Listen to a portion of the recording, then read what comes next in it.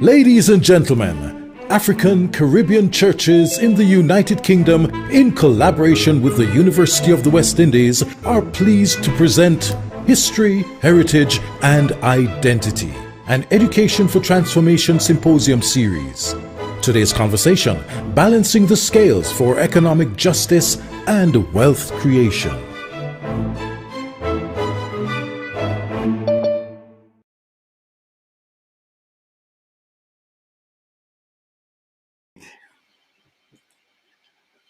Good evening and welcome. Welcome from here is London, the United Kingdom, to our global audience. I am Tedroy Powell, presiding Bishop of the Church of God of Prophecy in the United Kingdom, and also serving as one of the presidents of the Churches Together in England.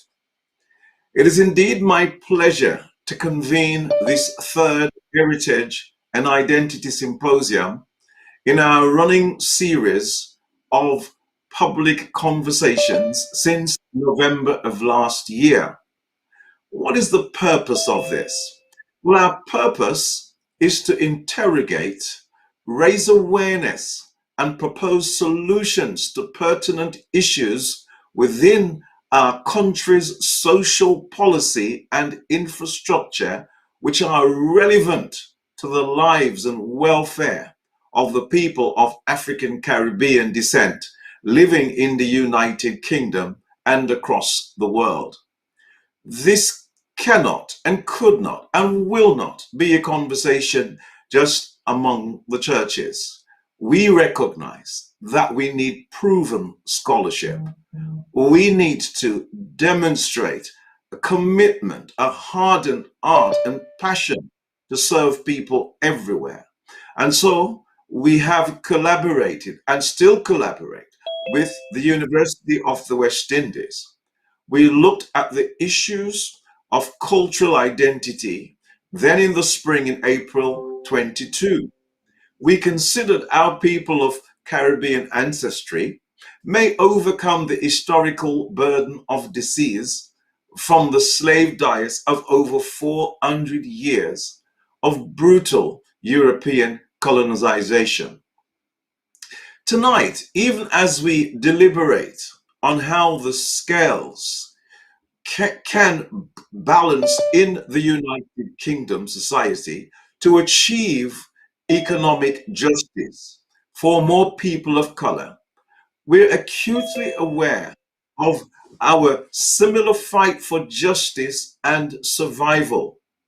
Not far away from here in Glasgow, Scotland, where vulnerable countries like the small islands, developing states of the Caribbean and the Asia Pacific advocate for a fair deal and the balancing of the scales of climate justice. Yes, a very real issue that our church and churches ought to be concerned with.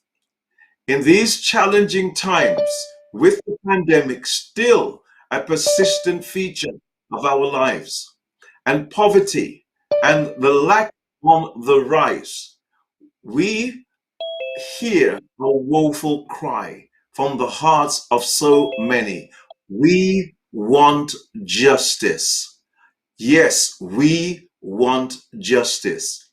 And so this evening, we are together collaborating with our sister churches from across the United Kingdom. And I am glad, very happy to have with us this evening Bishop Delroy Powell. Also glad to have Bishop Donald Bolt. And working also with Bishop Dexter Edmonds. Now, I will be asking Bishop Bolt to pray the prayer for us as we engage in this conversation to raise awareness, to be able to challenge infrastructure, social policy, and present some ways forward in which we could engage. And so I invite Bishop Bolt to pray for us. Bishop Bolt, thank you. Thank you very much. Let us pray. Heavenly Father and our God, we thank you for your unconditional love to all of humanity. We thank you for Jesus, through whom we have been given life and we can have it even more abundantly. As we come together, Lord, for this third symposium in the series of history, heritage, and identity. Today, Lord, we focus our attention on balancing the scales of economic justice and wealth creation. We pray your blessing on this symposium. We specially pray your blessing upon Bishop Ted Roy and Bishop Dexter Edmonds as they lead us today. And Lord, we pray for your inspiration on the various speakers and the panelists, the facilitators of the Q&A. We pray in Jesus' name for the technical team. And we pray also, Father, that there will be no issues today with our technology. And Lord, we pray for every person watching and listening. We pray for revelation. We pray that we will be challenged, inspired, and changed for your glory. And we pray, Father, in the name of Jesus, that this symposium will go some way towards bringing about economic justice and wealth creation. We pray and we believe all of these things in the name of Jesus, the one who is able to do exceedingly abundantly over and above all that we can ever think or ask, according to his power that worketh in us. And we ask all of these mercies, Lord, in the name of Jesus, your Son, our Savior and Lord. Amen. Amen. Thank you so much, Bishop Bolt. Bishop Bolt is the administrative bishop for the Church of God in the United Kingdom. Bishop, we're so glad that you could be here with us this evening. In many ways, we are heavily indebted to leadership, and leaders stand on the shoulders of many other leaders, especially those who have gone before. And for me this evening, it is indeed a joy to introduce to us our first presenter, Bishop Wilton Powell. Of course, Bishop Wilton, he is a man of many gifts and talents.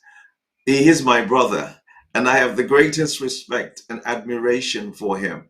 And it is he that has been the source of inspiration, engaging us in conversation, constantly reminding us of that the fact that the word was made flesh and dwelt among us.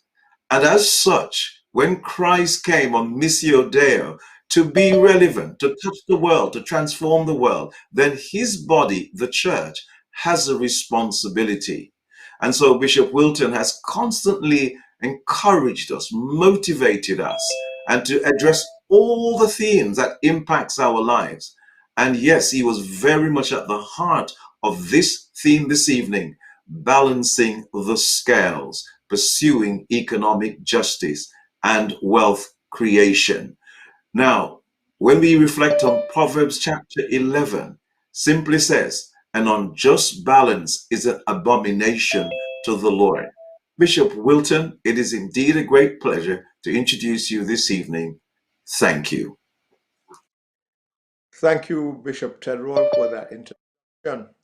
And may I say, welcome to all the other participants and panelists who are taking part in this great venture this evening.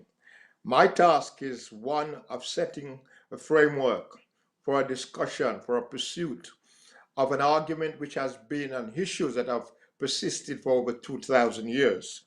So, setting a scene spanning 2,000 years, 15 minutes is indeed a challenge, but I shall attempt to do that. And in fact, I wish to start with our Lord Jesus Christ, the great reformer, the Word made flesh and who dwelt among us. He came into a world of suffering. He came into a world of a disinherited people. He came into a disadvantaged people, and he spoke that perspective. And it is from that perspective in which I intend to address you this evening.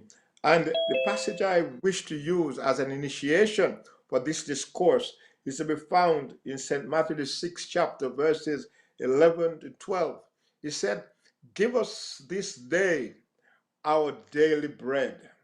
And when we look at that discourse, you could see an overarching principle of mercy, of governance, of justice, of peace, a sense of human fellowship.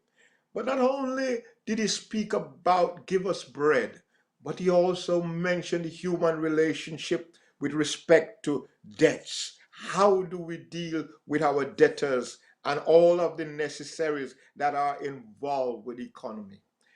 Give us this daily our daily bread is well known around the table as we eat our food.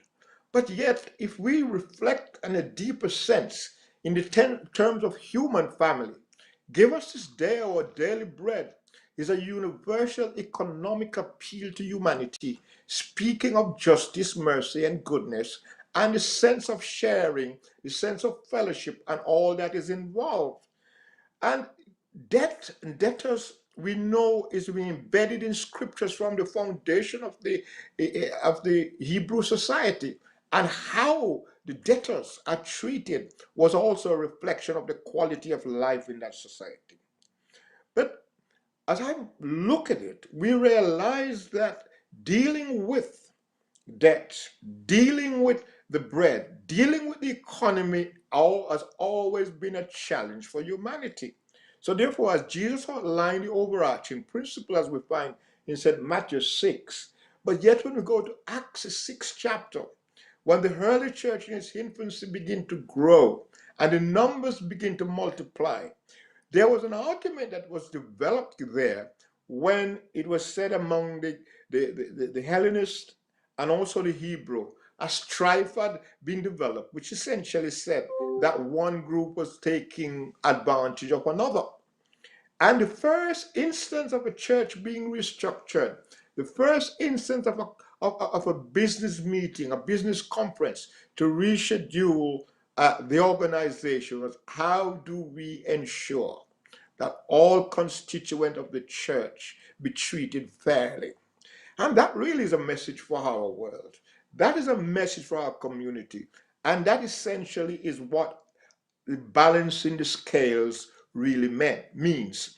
And as we probe this evening, it's about how do we on a global basis look at that formation, look at the structures, look at the philosophies, look at the policies which flows from there. It's interesting that, and I'm going to make some huge leaps here, in the formation of the Renaissance, at the very heart of that was the social contract. The social contract defines the political boundaries and the political ideas on which the new concept of a Renaissance will be governed. The inalienable human rights was the essential plank of the discourse because it enables humanity to be treated as one. But if you look at the conversation as it developed, it was essentially a European conversation. Inalienable right did not extend to non-Europeans. And the civilization which emerged from that discourse, from that philosophic base, demonstrated a partiality in the sense that all the other technologies, all the other thinking that framed what we call the modern civilization, Western civilization, clearly depicts a behavior in humanity which suggests that the privileges were reserved for a particular group of people. And clearly, they were Europeans. And in fact, if you look at the literature that was published there, you would see that it speaks of an enlightened community. But that enlightened community was those who had absorbed the knowledge, the technology, the economic principles, and all the other factors that features within a modern society. But Why was it not considered that Africa and other areas of the world should be considered within that broad scope of this conversation? And that is what balancing the scale really means.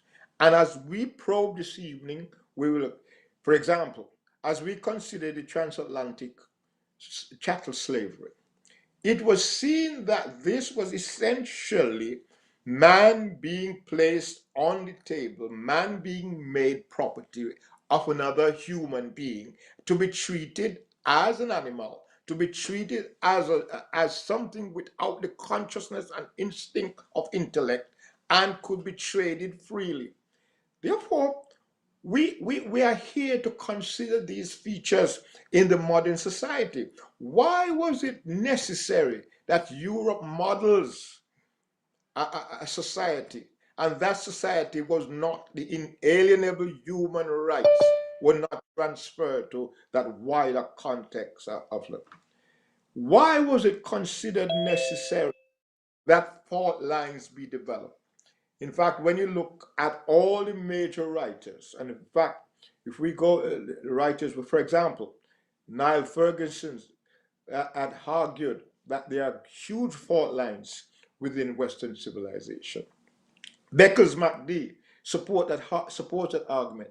Eric Williams, who spoke of capitalism and slavery, also flowed with that conversation.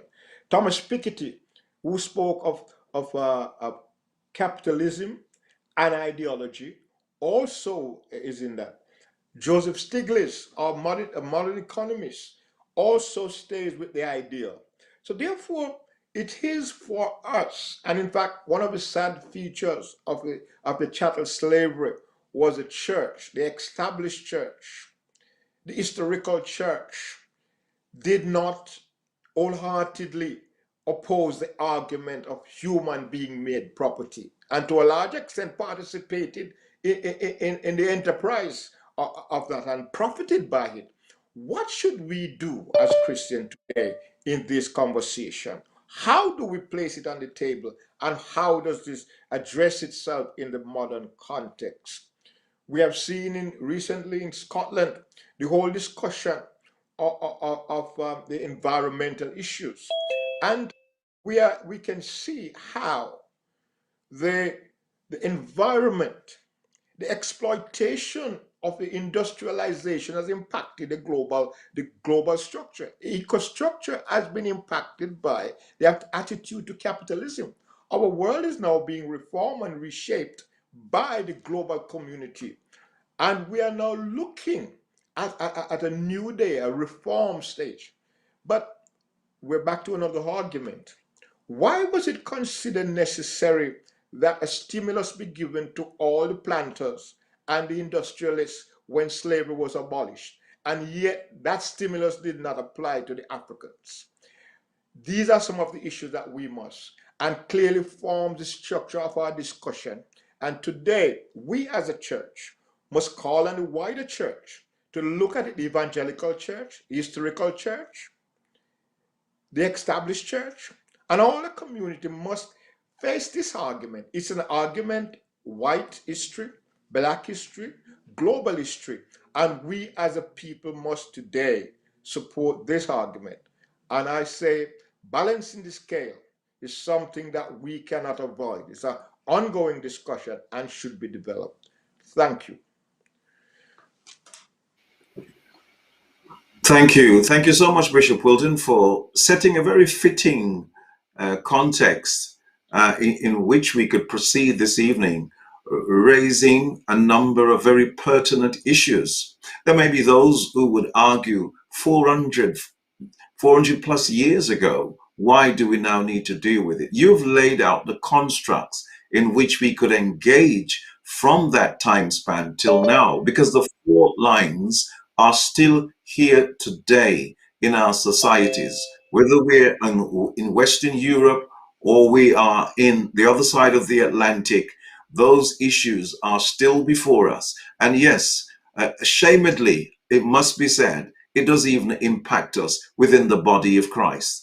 And as challenging as that is, it's a difficult and a challenging conversation, but one that must be had, but not just left at the conversation level. We will seek to engage with other churches, engage with the captains of industry, and yes, with the educational bodies, academic bodies like the University of West Indies as we go forward to change and transform our world. Bishop Wilton spoke from a very able and capable capacity as being the chair of the Nehemiah United Churches Houses Association, which has a portfolio of 1,100 properties serving the multicultural African, Caribbean, Asian, Irish, and European communities within the West Midlands.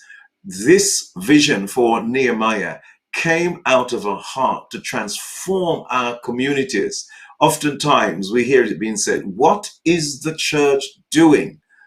I suggest to us, let's share the word. The church is working. And yes, we must communicate more, far more. We thank you, Bishop Wilton.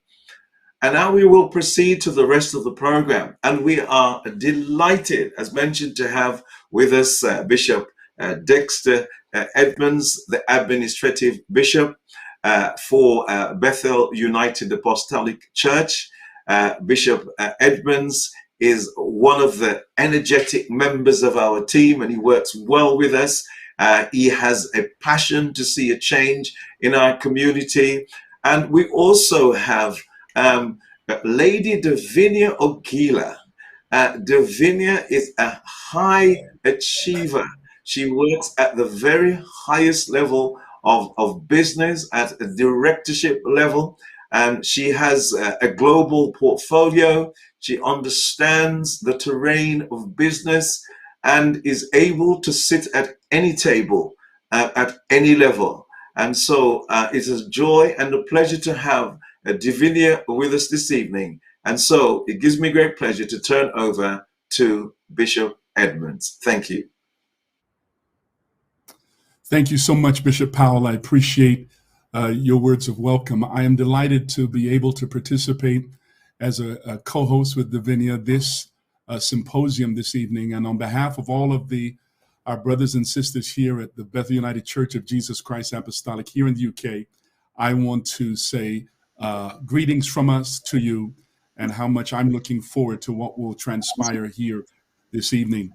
You know, justice and righteousness are two key principles of the Word of God. And from Genesis to Revelation, they are ongoing themes that arrest us as we read.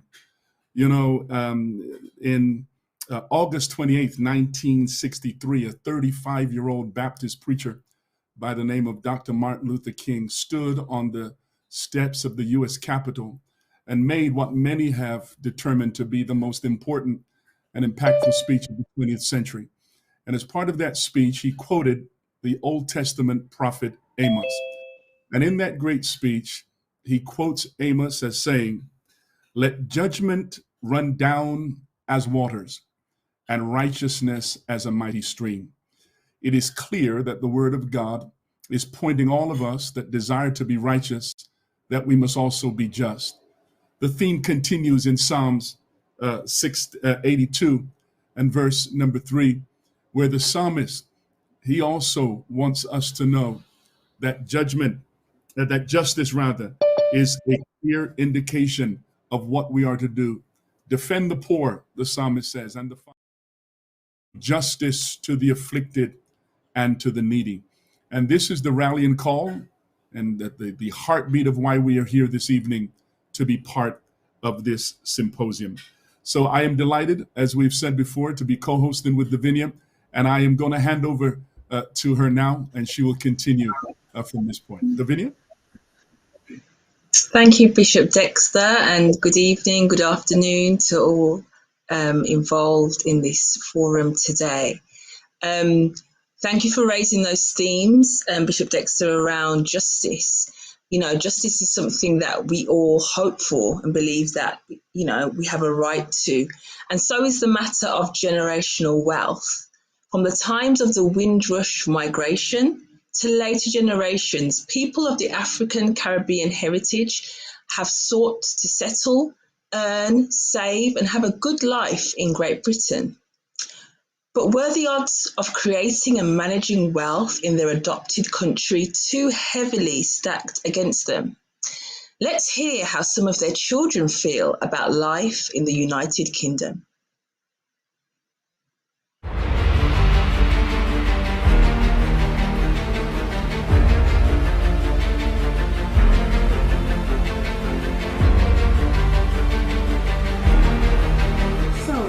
How do you feel as a young person growing up in the UK about the present and the future? That's to you, young man. Okay. I think the future, as it stands right now, can seem pretty bleak. Taxes are rising, inflations are rising, but employment salary doesn't rise in accordance with that. So then you have this thing of people feeling like they're going to get left behind. So I think unless there is some change to that, then the future isn't as bright as we would want it to be. I'm a very determined person. I do not give up quite easily. I'm currently a business owner at the moment. What made you want to start your own business? So basically, because I had a few bad experiences at my job where I was racial. I was called the N-word. I was asked how do I tell I have chicken pox. So yeah, so that was how I started, and I'm loving it so far. It was so because after the pandemic, it's not where I want it to be at the moment, but I'm still pushing. I'm not giving up. I am determined, and I'm confident that I'm going to go far. I'm going to go places that's going to blow my mind. But yeah. What are your thoughts on like investments? I know like in the black community, we save, yes, but we don't invest. It's about, I think education. Education. Yeah. In terms of investments, within the black community, there is a lack of financial education because we don't understand investments. Sometimes we manage to save a bit, and we're very scared, very afraid to invest. If someone comes with an idea, like a young person will say, Mom, Dad, I've got this idea, and immediately the parent says, I've worked hard for this house and this roof over our head. No, we're not going to invest. There is a definite lack of financial education, and that is something where I think we probably need to get a hold of, because when you have a situation where you will have two adults in the household working full-time and doing overtime and are still not being able to meet their financial obligations, still struggling, something is fundamentally wrong with that. Yeah, I was just going to say, I think sometimes in schools it's not taught. So it could be encouraged to be taught in churches, and I know we've had a financial conference before here, which was very good. There were young people that were talking about, going through university, getting in debt, and kind of buying things on credit, and how that affected them later on. So I think it's about educating the younger generation and those, even younger, coming up to say, if you want something nice, there's nothing wrong, but how do you get that? And also, you need to make your money work for you as well as save. Yes, absolutely. Don't just save all your money, and also don't just invest all your money as well. And kind of being educated in terms of pyramid schemes, Bitcoin risk, and being aware, because there's a lot of people that say, give me your money and I'll look after it for you. And I'll look after it for you. And you never see them again. And you never see that again. And we've seen programs where that's happened. So I think that there are good schemes out there, but you also need to be aware of the bad schemes and just have that knowledge. Sometimes our saving can damage us. They say that if the interest rate on your saving isn't matching inflation, it's almost like watching your money burn, because your money is losing value quicker than the rate at which things go up. But that doesn't mean you have to spend every penny. No, of course. But it's you have to be kind of really, really savvy and watch what's happening and look beyond what you see. So it's about talking intergenerationally, because I was born here and I was brought up at a time where the interest rate was 20%, inflation was 18%, mortgages were pennies, wages were pennies. But my parents managed and the elders here managed. Now, interest rates are what? X. Inflation is X, minuscule. But yet, everything is dearer. So it's about understanding the economic cycle and understanding how those numbers that the Chancellor speaks about and the Bank of England speaks about, it affects us. How does it affect? Comes down to the grassroots. How does it affect us? How much can we put in our shopping basket with the £10 we have? Which shop can you shop in with your £10 and see how far it goes? Can you go shopping? You know what I mean? Those are the kind of things that, like I said, don't worry about the labels. It's what is quality for you, what will last, what will do the job. And you don't have to throw big money at it. And if you do throw big money at it, make sure it's going to give you 15 to 20 years life. That's right. Because I have some winter coats 20 years old, and I tell you something, them still waterproof. It's still waterproof.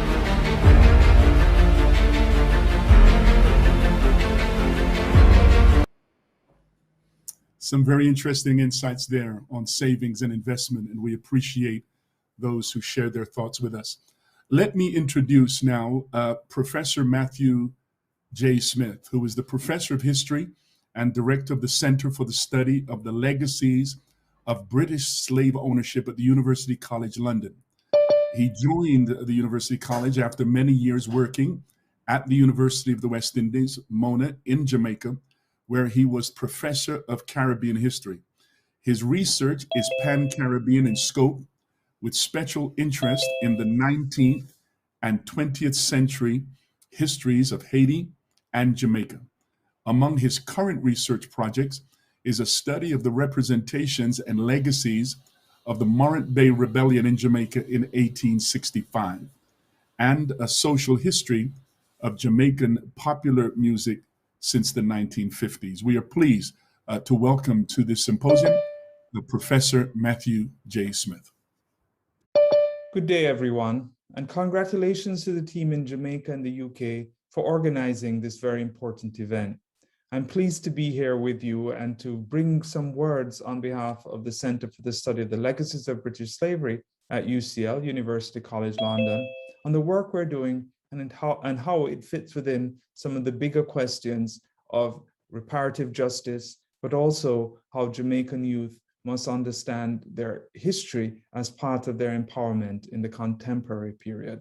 I would like to introduce to you the work of the Center. First, who we are.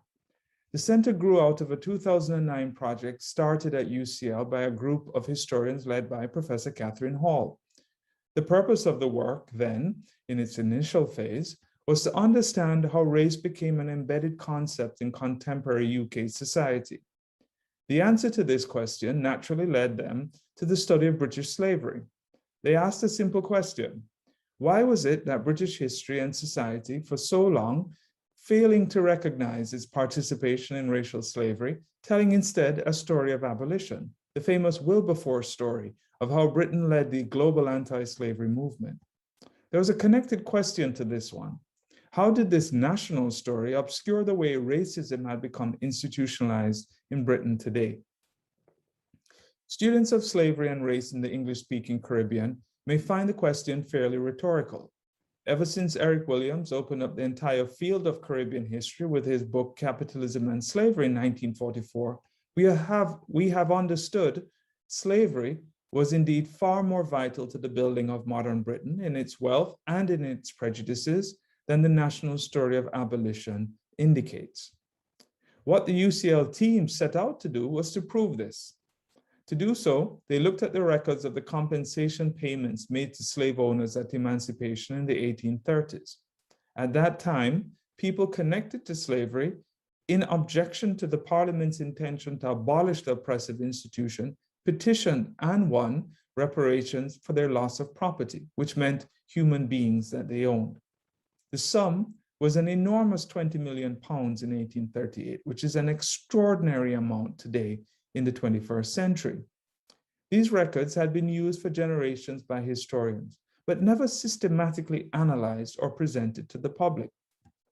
Out of this came the Legacies of British Slave Ownership project. This project has resulted in television and radio documentaries on slavery, books dissertations, workshops, genealogical research, and conferences. But by far, the greatest output has been the LBS database. That database is free and available on our website, which is in the link below. The site today contains over 60,000 names of planters, slave owners, business people, royalty, and other British people who received some amount of the money paid in compensation. The project was able to follow where the money went, how it was reinvested, and most of all, how it materially contributed to industrial Britain. And this was not only in the area of finance. It was also in the purchase of country homes, art, museum collections, and so on. The reality long suspected by Eric Williams and taught in Caribbean history classes was now clearly evident with a great deal of empirical proof. Slavery may not have been the most important contributor to Britain's industrial revolution, but it was a significant one. If we consider the enterprise of the transatlantic slave trade, of which Britain was a major part, and the vast sums made over 200 years in plantation slavery, it is inarguable that Britain's participation in centuries of racial oppression of African captives was fundamental to its empire building at home and abroad. There are a lot of implications from this work. It forces British history, more broadly, to accept and inscribe its participation in global slavery into the story of the British nation. It also provides tangible proof of how slavery as a business operated in practice. We're able to join the dots between, for example, the wealthy Beckford family that owned estates in Clarendon, St. Elizabeth, and Westmoreland, with the Lord Mayor of London, William Beckford, whose statue stands today in Guildhall in London. This is not guesswork. The compensation records on our website details not only the amount of money the Beckford family received, but also the total number of captive Africans they possessed. The impact of this work is most powerfully felt in the public sphere, which is how it should be. The database, in addition to generations of incredible scholarship by historians of Caribbean slavery and its legacies, legitimate the claims being made for reparative justice. This includes new histories to be written. A fundamental and too often overlooked part of reparative work is that we first need to repair the history writing.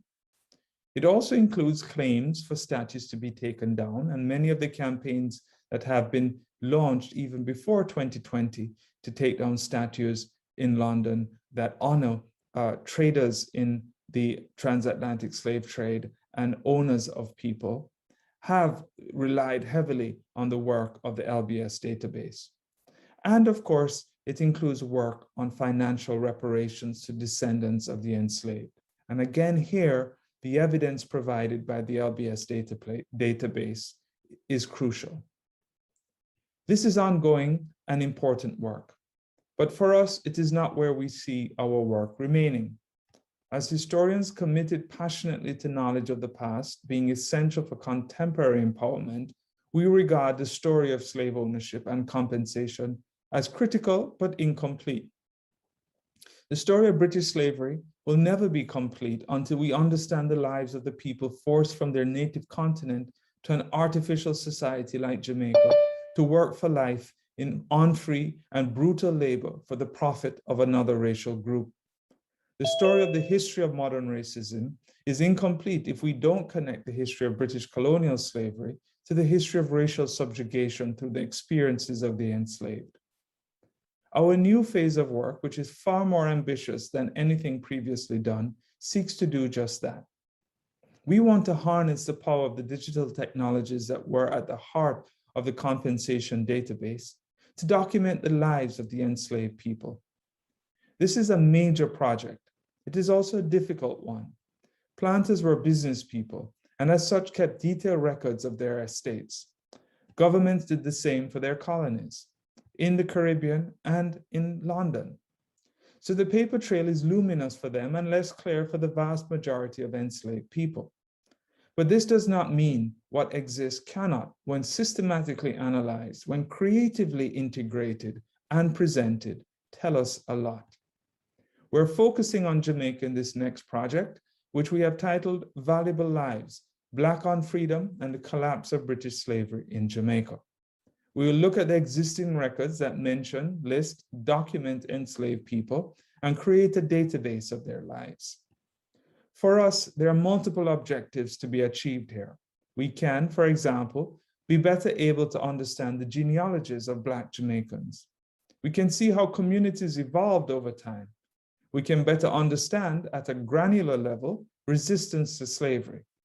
We can see slavery from the cane piece looking up to the Great House rather than the other way around, which is how it has so often been recorded. But most of all, we can engage in restitutive justice. People for so long relegated by their possessors, governments, and historical records to simply numbers can become visible as persons who are connected to larger histories of forced migration to Jamaica from Africa, life in Jamaica, and through their relatives, voluntary migration later on to Britain, North America, and elsewhere. This next work will be most of all a story of Jamaican history, forcing its great import to British colonialism to be understood as such. To do this work, we'll rely on groups of citizen historians and communities in Jamaica, young people who are part of a process of historical change, must also understand the way in which the history that they carry are integral to the causes that they support. We'll be working with them and a team here at the Center in London on this extraordinary work of indexing the records and being a part of building this new and important phase of this work. It is especially important for youth of today who want to know more about where they come from, but don't quite know how to do those investigations. If there's one thing that the event since 2020 in the United States and in the UK has shown us, is that the pains and the scars of the past are carried very deeply by the people of the present. And one way to understand how they were there inflicted in the first place is to go back in time and to understand that historical record much more closely and to see the lives of the ancestors more clearly. I invite you to keep in touch with us and to become part of this project as it develops. In the website link below, you'll find an email to the center, and you can email us and stay in touch with us and be part of this work. Our history is never really gone. It lives with us every day. If you're a Jamaican in Guys Hill or a Jamaican in Glasgow, we carry more than we know. And through this project, we hope to make us all more aware of just how important the responsibility of that carriage is. Thank you very much for your attention.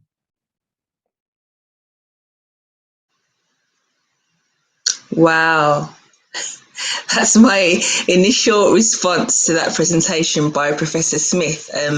As a British-born woman with very proud Jamaican roots, just to hear just some of the history, and I happen to have heard that I believe the last payments to slave owners went out in 2016, just 5 years ago, which is quite mind-boggling, really, when you consider how terrible the slave trade was. Anyway. Fantastic presentation, Professor Smith. Thank you so much for your time. The History, Heritage and Identity Symposium pivots on the formidable scholarship and research of the University of the West Indies, which is within the top 1.5 universities in the world. We are proud to have with us today one of their esteemed scholars and thinkers, Professor Vice-Chancellor Denzil Williams. He's a professor of international business with the responsibility for industry academic partnerships and planning at the University of the West Indies, and is the principal of the UWI Five Island campus. He's a former executive director of Mona School of Business and Management at the Mona campus, the largest business school in the Caribbean. He's the youngest person to be promoted to the rank of professor in the history of UWI Mona campus, and also the first person in the over 40-year history of the business and management education of UWI Mona campus to be promoted to the rank of professor. Our symposium welcomes you, Pro Vice Chancellor Professor Denzil Williams. Thank you so much, Davina, for such kind introduction, and thanks to the members of the organizing committee for inviting me to participate in this very useful and important forum. I too, like you, Davina, enjoyed listening to my former colleague and my colleague in the academic space, Professor Smith, on such a wonderful presentation. Let me say how proud I am to be a part of this important symposium today, to meet my brothers and sisters on the various sides of the Atlantic, and to have a chance to discuss some important issues relating to history, heritage, and identity. Today's forum is very timely. Uh, the topic, we want justice, balancing the scales of for economic justice and wealth creation, is very, very timely as we see the rising levels of inequality, income inequality globally, and also as we see the call for justice all over the world, from George Floyd to all that is happening across the Arab Spring and everywhere all over the world, and also with the widening levels of what we call vaccine nationalism that is taking place. That's also part of the justice issue that we are talking about. And so a forum of this nature is very useful to interrogate some of these issues that are on the table. What I will do today is to spend a little bit of time as we talk about balancing the scale. I would like to present to the gathering today some very tangible opportunities that can lead to the kinds of wealth creation that we're talking about for people of the diaspora. And these opportunities rest within the Caribbean space, which is very pregnant with various opportunities for our people. So, what I would like to do is to spend the next few minutes just to give a quick update and background to the Caribbean space as we now know it. And then I want to talk more specifically about the opportunities in the higher education sector, using our University of the West Indies as a case study of where those opportunities are and how we can actually untap those opportunities to be a part of balancing the scale towards justice and economic transformation as well.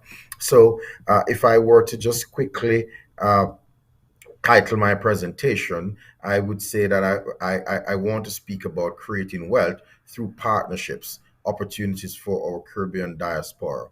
And today, I would just like to quickly give you some information on where we are at the level of the macro data in terms of the Caribbean. As you know, we have roughly about 15 member states of CARICOM, which really comprises the majority of the Anglophone Caribbean countries, and we also have Haiti as part of that grouping as well. That's a population of around 18.8 million people that we're looking at, with roughly about 7 million in the Anglophone Caribbean alone.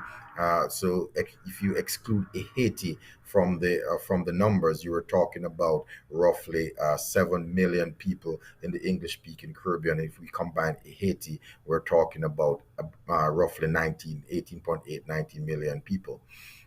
We have a GDP in terms of overall income for that space of 15 member countries of about 82 billion US dollars. We generally have a per capita income of about 4,343 US dollar per person across the space as well. Our debt to GDP ratio generally hovers around the 70% mark, which really is not a bad indicator overall. But there are a few outliers in that, which we have over 100% debt to GDP ratio. Jamaica, Barbados, Belize, Dominica, Suriname, and Antigua and Barbuda would be seeing debt to GDP ratio, especially over the last year or so, hovering over the 100% mark. And that is expected given the given the expenditures that you have to do in order to contain the pandemic and the reduction in revenues that governments are seeing right across the region, mainly resulting from lockdowns in terms of their measures that are being used to contain the spread of the virus. Overall, this region is also very high in terms of the level of literacy rate. We're normally in the high 70s.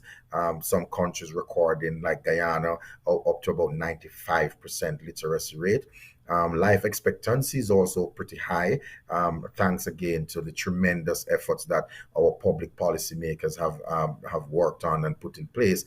We have seen life expectancy moving from in the very low 30s to high of the 70s as we speak. Some countries going up to as high as 79 years, etc.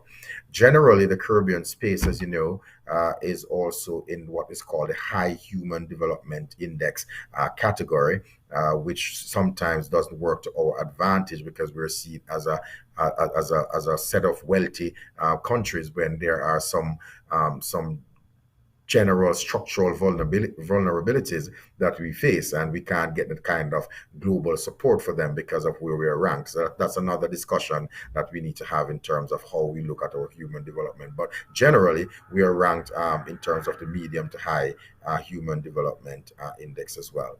A very sobering piece of statistic, though, is that when we look at the World Bank and the multilateral projections for economic growth over the next, since the last year or so, we would have seen economic contraction of about 8.6% in 2020. And if we were to exclude Guyana from that, we would be seeing contraction in the region of about 13%. And this again is very uneven across the various countries in the region.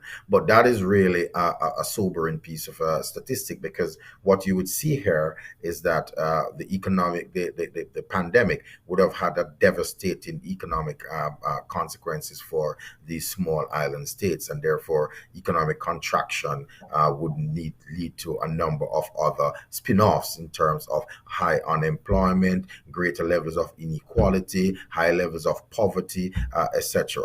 But rest assured that while those things are happening, there are some critical developmental issues that we as a Caribbean people will have to now focus on in order to look at how we are going to transform our economies in order to get back on the track towards economic growth, wealth creation, and also economic opportunities for the majority of our people who continue to struggle in the periphery.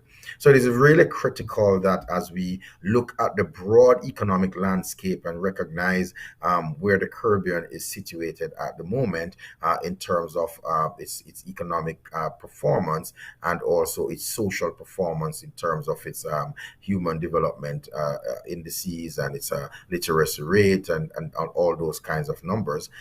We also have to look at new sources of economic growth and high productivity jobs if we are going to come out of this pandemic and be able to gain some economic independence from this. So we have to look at how we are going to actually create those new opportunities. Where are the areas that these opportunities are? And then how we're going to tap into these opportunities, as I said at the beginning of my presentation, with partnerships. Because we can't do it alone, and we're going to recognize that the resources that we're going to need in order to untap these opportunities will come mainly from partnerships with our people in the diaspora, our local people, and also our friends in the multilateral community. It would be very, very important to have that kind of partnership to get the necessary financial capital, but also human capital at the highest competitive level, so that we can put together the necessary plans in order to take advantage of the opportunities in the various sectors in these economies if we're going to talk about wealth creation in any significant way. So the most important thing, however, is that we have to also continue to invest in our people. If we do not invest in our people, then we are going to find that the opportunities are there, and our own people will not be able to actually grasp these opportunities because they would not have the necessary tools, the necessary skill set. They will not have the necessary resources, whether it be financial resources or just a form of a network, in order to take advantage of these opportunities. And so investment in the people will be critical if we're going to talk about how we're going for economic justice and also economic wealth creation. And so it is a very sobering piece of statistic to note as well that when you look at our region has possibly one of the lowest levels of access to post-secondary education anywhere in the world. I was just reviewing some data recently, and in the main, it is really 2 of every 10 students who leave secondary education move on to tertiary education in our region. And when you compare that with the more developed regions in the world, they're talking about 6 or 7 or 8 of their students out of every 10 who leave secondary education go on to post-secondary education up to university level. So if we are to talk about wealth creation and economic reform, economic transformation, one of the most important things that we have to start thinking through is how we invest in our people to get them up the education value chain so that they can have the necessary skills and the necessary abilities to participate in an ever-changing economy that is actually now undergirded by what is now termed the fourth industrial revolution, that is built on information and communication technologies, which in essence, put differently, is about the knowledge economy. It's not so much about the physical strength anymore. It's really about using the intellectual capital that you have so that you can convert that into opportunities for wealth creation. And especially in the tiny microstates of the Caribbean, we will not be able to compete with anybody else in the world on the basis of producing anything at a cheaper rate than they can do. What we can compete with is our intellectual capital that we have, and therefore we have to invest in our people to improve the knowledge capital so that our people can now participate in this global economy and be able to create the necessary wealth that can actually lead to the kind of transformation of families and communities and society that we actually so desire. So critical investment in education is going to be an important part of what we do. Now, if I were to just move from the conceptual to the practical in terms of identifying some areas that are pregnant for investments right now in the region, I want to focus on a few quick ones, and then I want to turn to the attention of the investment in the people through higher education. So if you look at the agricultural sector in the region, there has been robust growth in agriculture even before the pandemic. Almost all areas of the region would have seen agricultural sector growing 5, 6, 7%. But we're not just talking about agriculture now in the form of commodity and traditional agriculture. We're talking about agriculture that is going up the value chain. We're talking about greenhouse agriculture. We're talking about using artificial intelligence to help us better prepare our farms and to better prepare our crops, etc. Take, for example, we have now just started a school at the UWI Five Islands campus, which I will talk to later on. But we have started a school just this September in sciences, computing, and artificial intelligence. And part of what we're doing is to use machine learning, big data, and those things to solve major problems across major industries. One of them being agriculture, healthcare, etc. So we are looking at how we can use artificial intelligence to better help our farmers to plant their crops, to maintain their crops, and all of those kinds of things. So agriculture has opportunity there that we have to look at. And again, when you look at countries like Guyana, we've always called Guyana the breadbasket of the Caribbean. They have as much land as you know, as large as the size of the United Kingdom, but the majority of that land is inhabited, is not habitable. And so we can formulate strategies and policies how we're going to use those lands in order to in order to produce agricultural output that can feed the Caribbean, but also contribute to economic wealth creation for the people. So agriculture is there as an important area. Construction is always there as well as a very important area for investment. We have seen this is what I would say the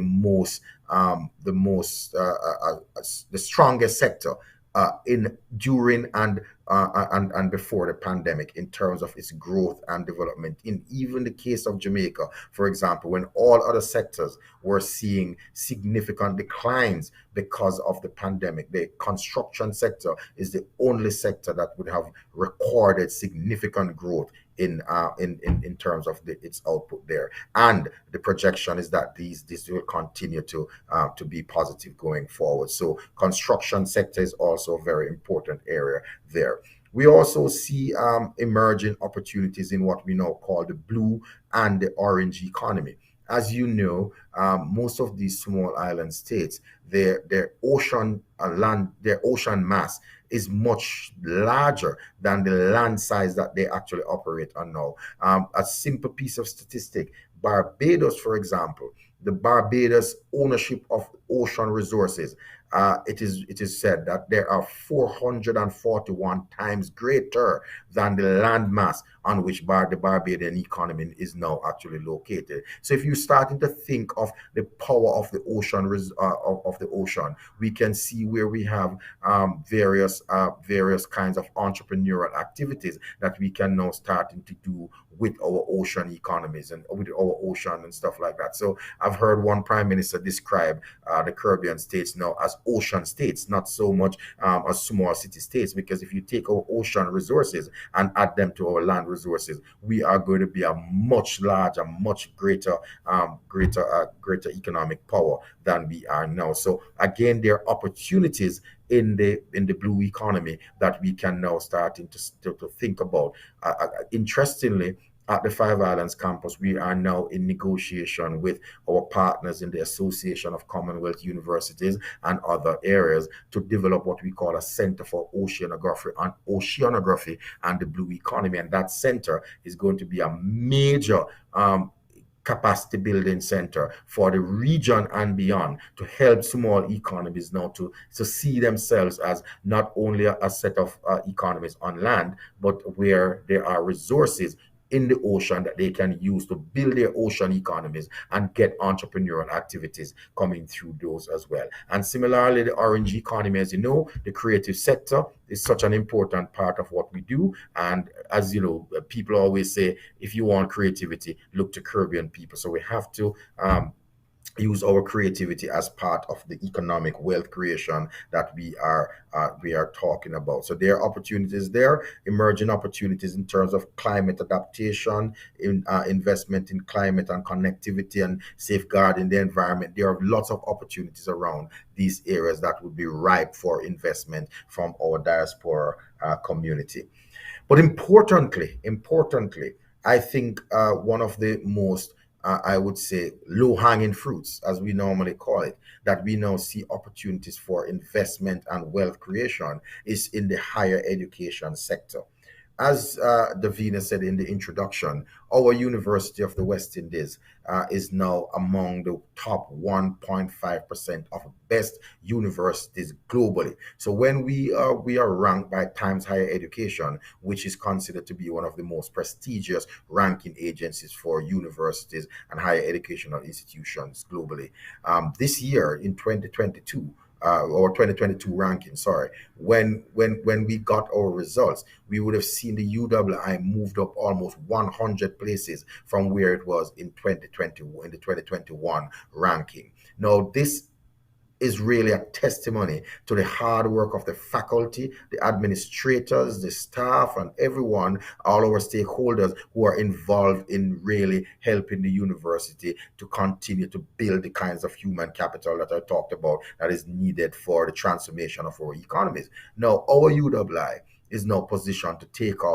this reputation to the marketplace, to generate significant revenues, to continue to invest in the human capital of the region. And so, as you know, as Divina indicated in her earlier introductory comments, I am the principal of the UWI Five Islands campus, which is actually located in Antigua and Barbuda. That campus started just 20. It would be about 27 months now that we have started. We started in September of 2019. And when we started in September of 2019, the major focus of that campus was to increase the number of graduates in the OECS region, which consists of, as you know, about 1.4 million people, but only about 24% of those people have any access to post-secondary education. And if you were to take it at the university level, it would be about 10% of those people in the workforce in that region have a university education. So our mandate as a university was to assist that region to increase the number of people that now have access to tertiary education so that they can actually lead a much better life, participating in a highly globally competitive economy. And so the Five Islands campus was started, located in Antigua and Barbuda. We started with 178 students. Today, I'm proud to report that we are roughly about 437 students, and we are now looking forward to reaching the 1,000 mark in the next 2 years. But to do that, it will require a significant amount of investment in expanding the physical plant of the campus, because as we now stand, we are located on roughly 8 acres of land in the Five Islands community in Antigua and Barbuda. We are now in negotiations with the government to acquire another 50 acres of land.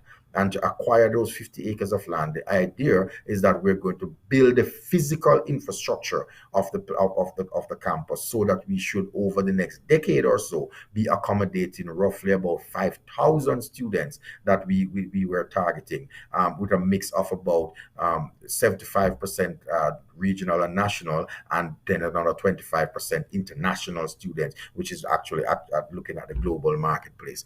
We have about 4 schools that we are now offering a plethora of programs at the undergraduate and graduate levels in. We have the School of Business and Management, we have the School of Health and Behavioral Sciences, we have the School of Humanities and Education, and as I mentioned earlier, we now have the newest school, which is the School of Science, Computing and Artificial Intelligence. And across those schools, we offer a number of undergraduate and graduate programs. We are now developing one of the most exciting undergraduate programs, that is a program in economics, data science, and statistics, which is we're going to be launching come 2022. The only other place in the world that has that kind of program is MIT, and we are modeling off our program out of MIT. We have just signed an agreement as well with Harvard Business School to offer what we call the Credential of Readiness program that Harvard offers. And we have now closed off registration for this first cohort. And I'm happy to also report that at our first intake, that will be starting on November 23 with the collaboration between Harvard and the Five Islands campus. We have about 47 persons who have signed up for this course and have already paid their fees, and will be now our first set of ambassadors to take the Credential of Readiness courses from Harvard Business School and the Five Islands campus, that we will be carrying to the OECS to improve the capacity and the capabilities of the workforce in that region. So our Five Islands campus, which is a big part of the university's thrust towards expansion of access to tertiary education in the region, is now on a path to take off. And to take off, there will be requirements for investments in a number of areas, which I'm sure, as we're talking about wealth creation and our diaspora partnership, our diaspora members would be happy to know that we now have an investment portfolio that we have developed to the tune of about $50 million that we are looking to use to build out our campus over the next decade or so. So we will be building sporting complex. We will be hosting a international swimming pool, an international cricket field, international football field, where we can invite teams from North America, Europe, and other places to come, Africa, to come and host their tournaments at our campus. We now, as I said, acquiring the 50 acres of land to help us to do that. We're building dormitories now to accommodate international students as well. So we have investment opportunities in dormitory. We have investment investment opportunities in teaching and learning spaces in terms of auditorium, learning resource center, etc. We also have investment opportunity in terms of, as I said, our sporting facilities and those various areas that we have now planned out how we're going to be building out our campus. And what we're now also doing is to look partners that can actually join with us in order to invest in these opportunities to make a return. But it is not just a return on investment you're making, you're also making a social contribution towards the development of the Caribbean region through expansion of our pool of highly talented people, to give them the opportunity to participate in an ever-changing labor market. So where we are now as a university, I think we are at a point where we are about to take off significantly, using the increased reputation that we have gained through our rankings with global elite ranking agencies like Times Higher Education. We are now using that opportunity to take that reputation to the marketplace, convert that reputation into revenue, and through that revenue, we're investing back in our people so that we can expand the Caribbean, the number of trained and highly competitive labor pool in the Caribbean region, so that we can talk about getting our people greater access to the economic powerhouses and creating the kinds of wealth that is needed to be twinned with the economic justice that we now seek.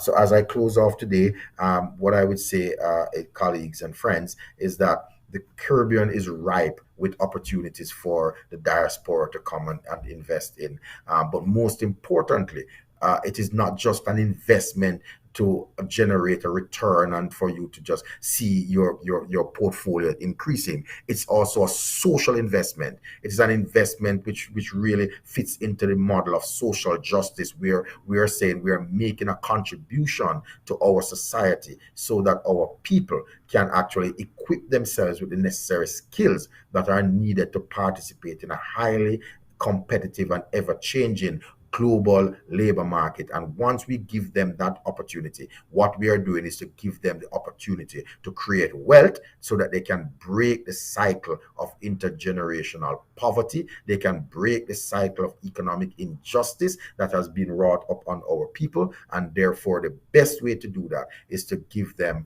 a solid foundation educationally. And once you do that, you give them the opportunity to once and for all break this intergenerational cycle of injustice to our people. And I think that our university, the Social Justice University, is now ready and willing to partner with all stakeholders so that we can actually bring social justice once and for all to our people of African descent and the people of the Caribbean region. Again, I want to thank the organizers of this very, very important forum. I think it's a very useful set of conversations to have. I think these conversations will motivate a lot more in terms of where we need to go as a people so that we can finally bring the kind of justice to our people to balance the scale for economic justice and wealth creation. I thank you.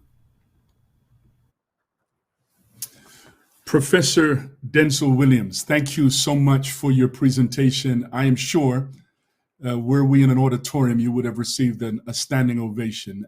Outstanding statistics and information, and very inspiring in terms of what the vision is for UWI over the next 10, 15, 20 years. And sir, you would have received that standing ovation in spite of your football team affiliation. I promise you that. We would have all very much appreciate you for your time and your contribution to this symposium. We want to hear, I know one of the important objectives of this symposium was to hear the views and the voices of our millennials. And so let's take some time to listen to some more of their thoughts concerning this very important subject.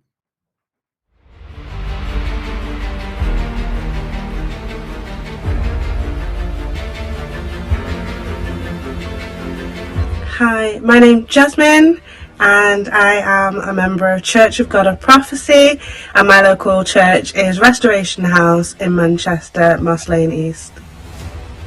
I think As a young person in the UK, at present, things are very interesting as things change very quickly and very frequently. I think people are starting to realise that they have a voice and they're starting to use that voice. We've just been through a pandemic and things are changing and we've had to adapt. And I think it's been young people that have really been at the forefront of that. My faith plays a key part in overcoming any kind of obstacle or challenge that I may face.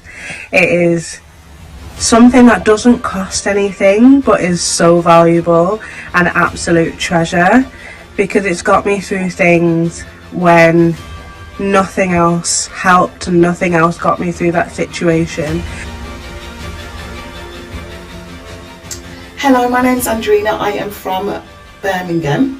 I think that growing up in the UK was really positive. I found there was a lot of opportunities for me, lots of things that I could do and participate in. And as I look around now, I see there's even more opportunities and things that young people can do. So I think it's positive being a young person growing up in the UK. My faith does help me a lot overcome challenges that I face.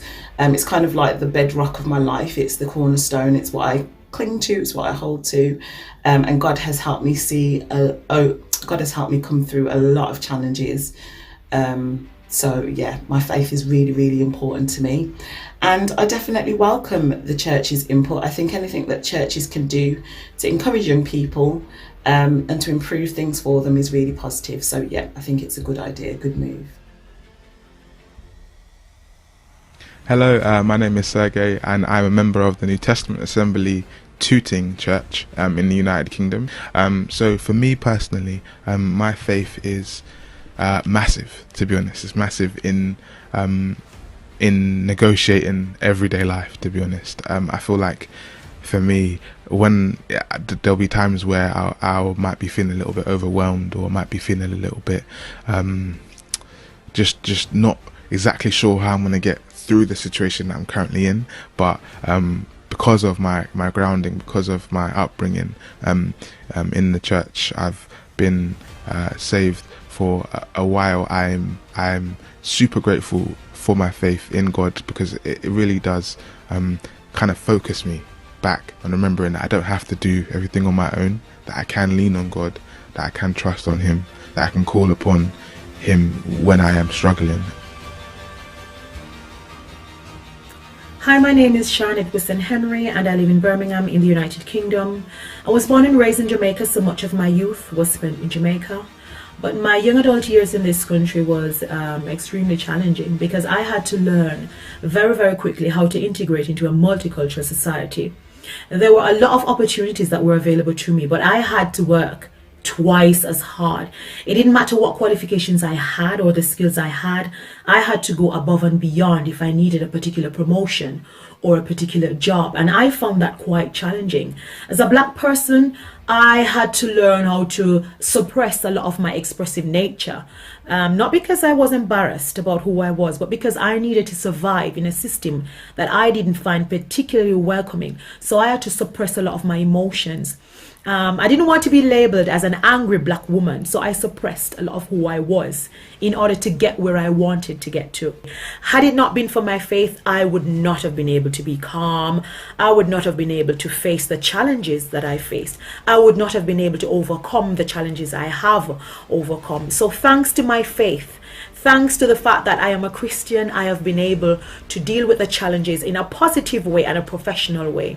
So my encouragement to any young person going through challenges or trying to survive in this country, trying to survive in a system which is not particularly keen on welcoming immigrants, as they call us, is to be positive, is to trust yourself, and is to believe that you can achieve any dream that you want to.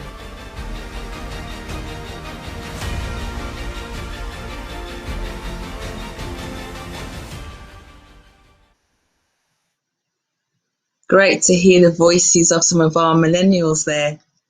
Beverly Johnson is a visionary entrepreneur and highly successful business owner in the field of global logistics and international trade. Her businesses under the JLB International Group are iconic in the UK Caribbean trade space, operating successful enterprises in the UK and across the Caribbean, and have been successfully operating for over 2 decades.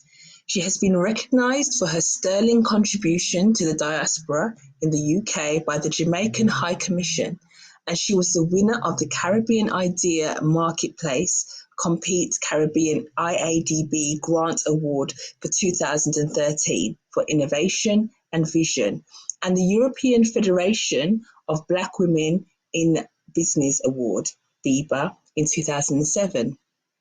Beverly is also a woman of faith with a strong social conscience and is very active in her church, providing leadership for the food bank program and financing and running an annual Christmas feeding program for the less fortunate in Kingston, Jamaica since 2008.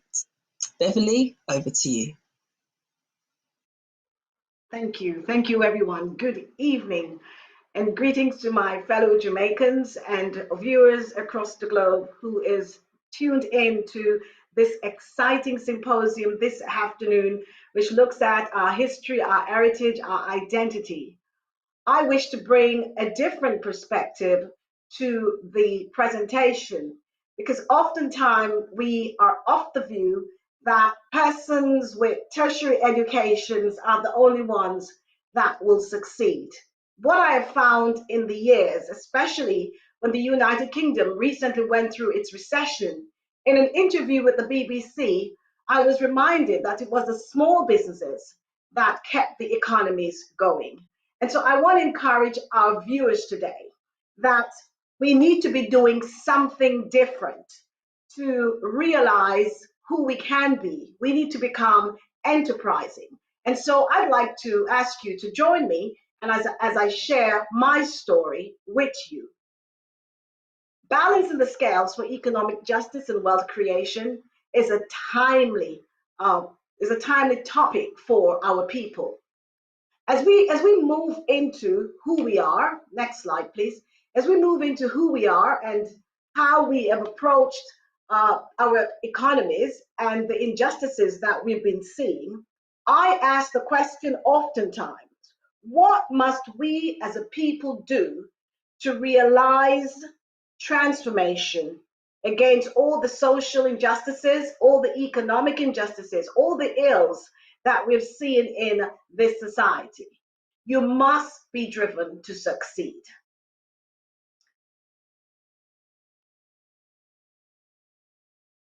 So I'd like to take you on a journey. Join me as I share my story. And I wish to share my story because I know it will mirror a lot of single mothers, persons who are wondering, how do I do this? I am burdened with a passion to do something for myself, but what must I do? So the question is often asked, Beverly, how did you do it? So first I'd like to share with you who I am. So I was brought up in a single parent home, and that is commonplace in our society. I also grew up in what you might consider troubled communities in the island of Jamaica.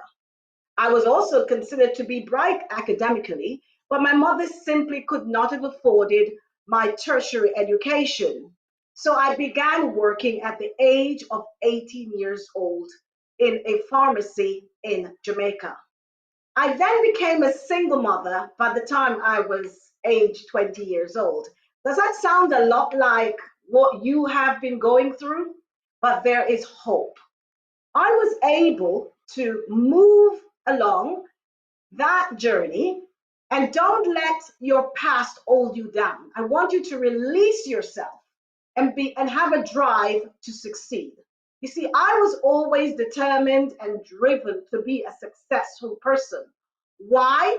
Because I had a mother who always said to me, you must take me out of this situation. So you have to become qualified. You have to become willing to move us out. So I had to work harder. Having gotten pregnant at the age of 20 years old, it was also another situation where the whole world think, look how much your parents has invested in you, and now you've gotten pregnant, so you're going to become nothing. That's not true. I am a success story that you can turn your situation around. And the other thing was that I had to give my child, my daughter, a fair chance in life.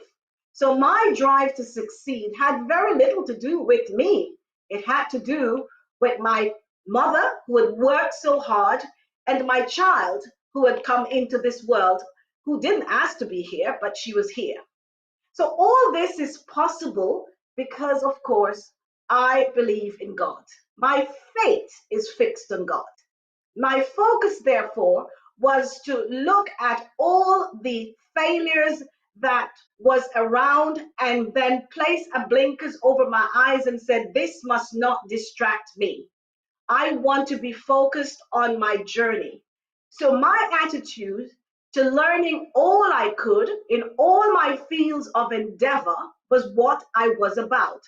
I want to encourage a young person today, or even an adult, my age group, that if you have a passion and if you're working in an environment, learn all you can in that environment, should you decide to branch into your own enterprise. Because what you learn then, you will take that with you and you will establish your businesses because you were already given the foundation. So my vision for life and that of my child, even though I was a young mother, was I am going to seize the moment. We must seize the opportunities that we have in life. You see, economies would be more successful if it was fairer, but it isn't. So what do? Do you sit back and do nothing, or do you do something? Become driven and become determined to change the status quo is what will change your position to success. If you decide, I am going to be a successful individual and nothing is going to stop me, then your focus will be on that journey. No distractions. So the role of the church. The church needs to recognize that within its four walls are talented people. The church must recognize also the urgency of engaging our youths in social development, empowerment, meaningful and rewarding employment. We heard from the Vox Pop, where persons are saying, who do we learn? Where are we taught about financial economies? How are we taught about investment? These are things the church can offer. We need to create social landscapes that facilitates the advancement of all to achieve. We need to encourage entrepreneurship. We need to create business incubators in the churches. Too often we find that the church walls are closed during the midweek, and they're not used for anything. These are the times we should use the opportunity to create business opportunities, create business incubators, and to teach our people how to become enterprising. And as Professor Denzel just pointed out, we need to guide our people as to how to establish networks. Within our churches, we have the skill sets, but they have little or no guidance as to what to do with it. Professor Denzel spoke about the population of CARICOM and including Haiti.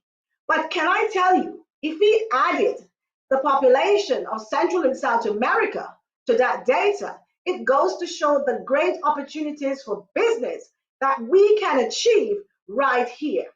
We must think outside the box. I was able to create this group of companies birthed out of a need. Can I tell you, sometimes you have to be kicked to get moving. I started my businesses because I became disgruntled with what my management of my previous employment back in the 80s was doing. I felt I was unfairly treated. I felt I was looked over. I felt, as the sister said in the Vox Pop, she had to contain herself in order to achieve. And so I got up and I said to my then chairman, sir, if I cannot see my way to the chair at the top, I need to get out and start my own business. The result is 40 years later, I am the proud owner of a group of companies. Now, I'd like to take the time to share a little more about the individual groups. JLB International is a group of companies that deals with supply chains and logistics management. And every time you start one entity, you will find that you need another supplier. All the other 4 companies in the JLB group of companies are actually my suppliers because I had a need. And instead of going out to find that need, I created other businesses because if I have the need, other entities will have the same needs. So this little person from a troubled community inside of Jamaica today owns and operates ISO tank cleaning facility, which serves the entire Caribbean, Central and South America. We move all the bulk liquids across the globe. If those tanks don't come into my facilities for cleaning, no rum export happens, no bulk liquid exports happen. And this is because I saw a need. Can I just ask us that we need to understand that we become enterprising when we open our eyes and see around us the things that need fixing. And if you ask for it to be fixed 5 times and there's no resolve, it's a business opportunity. Open your eyes and be aware of what's happening around you. So out of the JLB International group of companies, we started on my mother's front veranda back in 1989, was also birthed Isocon JLB International, Enterprise Caribbean Limited. And what do I do with that?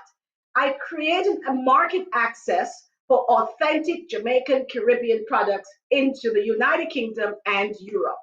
And there also exists the opportunity for the other length of trade, which is moving goods and services out of Africa via the United Kingdom as a gateway into that Caribbean spans that Professor Denzel spoke about.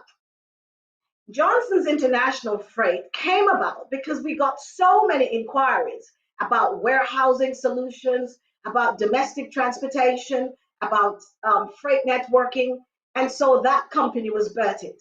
And again, I moved to the United Kingdom and saw that the Jamaican suppliers of packaging supplies were sitting here in England and there was none in Jamaica. So what did I do? I started a packaging supply business.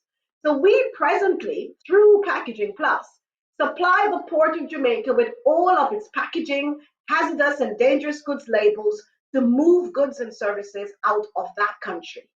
You can do what I did. So today, having owned and operated these 5 successful businesses in 4 countries, it all started out as a recognized need. Whether through self-ownership, as I have in the JLB International companies, which today my 2 children are co-owners and directors, or through partnership, or through joint venture. Isocon JLB, I know nothing about tank operation, but I knew I needed a facility of that nature in Jamaica because our country has 7 distilleries. What did I do? I jumped on a plane to Scotland. I found the people who did it best. I took them back to Jamaica. I gave them a lot of jerk chicken and red striped beer, I can tell you, and said to them, replicate what you have in Scotland right here in Jamaica for me. I am encouraging someone today to think outside the box. You are not contained in the United Kingdom. Your business opportunities can take you anywhere. Today, the JLB group of companies exist in Jamaica, they exist in Canada, they exist in Trinidad, and right here in England. If I can do it, you can do it too. I encourage you to therefore consider doing business by, if you can do it on your own, great.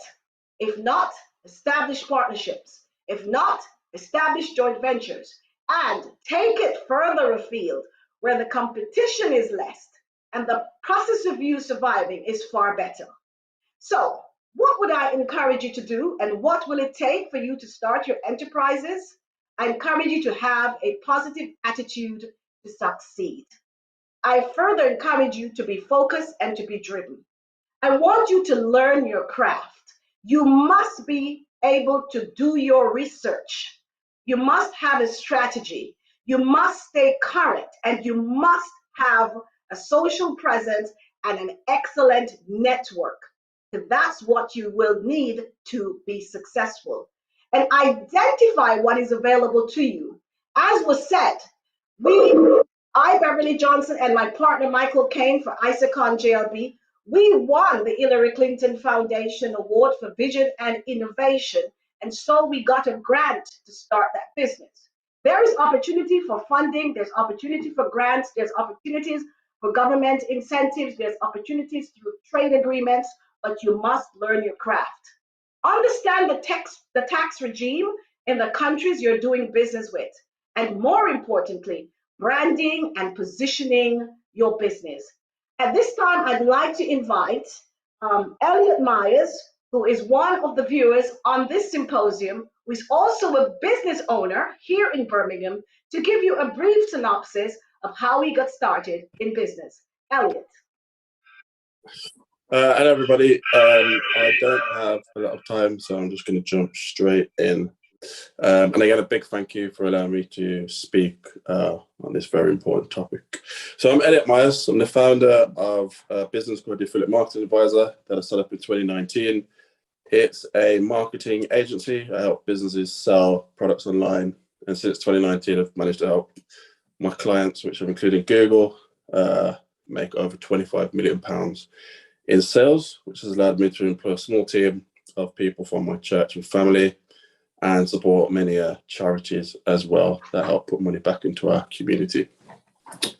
So first of all, I want to say that I hope everyone can take some comfort that as I was 20, just turned 28 when I launched my business, have been able to set up a business in the UK and been able to keep trading for going into my third year now, and employ people as well. So it can be done. Before I go on to anything in terms of my journey into business ownership, I just want to explain two things that are really important for anyone who wants to own a business. The first thing is when you're looking to start a business, when you make any profits, what you want to do is you want to build up your reserves to 12 months no trading. So that means that if you stop trading, say COVID happened, for example, again, over 12 months, you don't need to make any money through sales because you put down reserves. So you don't want to take all your money or invest all of your money into different things. You want to certainly try and set aside, and the sooner you can get to 12 months no trading, the better, because that puts you in a really strong position. And the second thing is always put aside money for tax and VAT. These are two things you go to prison for if you don't do. You don't want to put your business in a position where the authorities are coming after you. So always set aside money. One of the last things I ever look at is profit. I look at everything else, and then profit is just a bonus as a result of doing good business. But make sure that you don't mess around with the government. So I'll go on to 10 pointers, 10 things that have helped me. The first thing is to be patient. When you don't set out to be some millionaire, billionaire type person, just set out to have a business that can keep trading every day. If you can keep trading every day, and you can get growing your business, even if you do your business 0.1% every day over the course of a year, that will accumulate to quite a lot of growth. So be patient and don't make rash decisions. Always think long term. You can utilize different books and whatnot for free. YouTube's a great learning resource. There's loads of free courses on there. Try and learn to perfect your craft. So whatever you're thinking of doing, go and try and accumulate a lot of knowledge around it. I didn't launch my business until I was an industry expert in the field of marketing that I'm in, and was confident enough that I could advise clients without having to need anyone else. I was confident I could make all the decisions. So build up your confidence, build up your skill set. Don't just rush into something because owning the business is like the next big fad. Again, I said don't seek to get rich, build a sustainable business. Look for gaps in the market. So I started working in affiliate marketing, and then I sort of set my mind to figure out, okay, I used to work for billion-pound companies, and I was trying to figure out, well, what don't they do very well? And I figured out that they don't serve small businesses very well. So I set up a business that serves small businesses, and I've been able to succeed that way. So in anything that you're doing, there's always going to be a gap in the market of some description. Try and find whatever that gap is, whatever industry or sector you're in. Try and find whatever that gap is, and see if you can serve that segment of the market better than everybody else, and that will really help you be successful. Invest in your LinkedIn profile. If you don't have a LinkedIn profile, certainly create one. I spent years investing in mine. It ranks extremely highly if someone puts in affiliate marketing consultant, so people can find me when they're looking for a consultant. I'm one of the top results. But that's years of investment in my account, keeping everything up to date, adding pictures, just doing things that other people aren't doing. A lot of people neglect their LinkedIn profiles, but you can get a lot of business through LinkedIn. You get a lot of recognition through there as well. So definitely do that. I was going to say, post your thoughts on your industry on LinkedIn. You can try and be a thought leader. I wrote a book about affiliate marketing. It was a PR piece, really. It wasn't for sales. It was just so people could see that I actually know what I'm talking about. So even if it's a short book, even if it's short series of articles or videos, I put videos out on LinkedIn. I do free training courses on YouTube about affiliate marketing. Just make content around that sector. You never know whose eye it may catch. You never know who may look at it. And a lot of business I've actually won has come through the free resources I've put out. Find a mentor that wants to develop you, and not any of these money grabbers, but try and find someone who's genuine and wants to develop you as a person. You don't have to listen to all of advice, but certainly listen to anything that's relevant. Still be, think for yourself. But having a mentor could really help you. The internet is a great, it's a wealth creating machine. There's all sorts of new emerging sectors, and crypto and NFTs are now the new big thing. So try and keep ahead of the trends. Something like Reddit's pretty good. You can find some really good content on there, and people that are posting like cutting edge ideas. So there could be something new and upcoming that you could try to take the lead on, get involved in. Why not? These could be the next big industries of the future. Help people for free. Oh, sorry, that is time, sorry. So yeah, I was gonna say help people for free, and you don't need a master plan, just try and give something a go. Thank you, everybody. Thank you. So in all of us exists the potential for greatness. Many of us are pregnant with great business ideas, but do not know where to start. Out of this symposium, we, the church, and the University of the West Indies, the planning committee, will be offering 2 to 3 persons the opportunity of apprenticeship in businesses that are owned and operated by members within the church communities. This is something we are committed to doing, as we feel it's necessary to get persons on the ladder of being enterprising. There are so many industries that we'd like to encourage our young millennials to look at as areas that they can go into business. Every day you wake up, see the opportunities around you. The green industries, everything, COP26 is about the climate and the environment. We have the automotive industries. We're moving away from diesels and petrols into electrical motor. We need specialists in these areas. The oil and gas industry. Professor Denzel spoke about the ocean industries. There's so many opportunities in fisheries and ocean solutions. We're looking at architecture and construction. Those are industries that persons should be willing to look at and find ways and means in there. In the industry that I'm in, which relates to trucking, transportation, supply chain management, warehousing, there are great opportunities.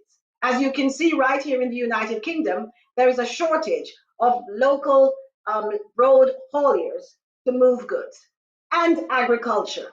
It's time that we here in the United Kingdom, who has lands idled in the diaspora, consider to get some idle hands in those idle lands and get to work to plant nations and create export markets around the world. Thank you so much. I hand back to the host.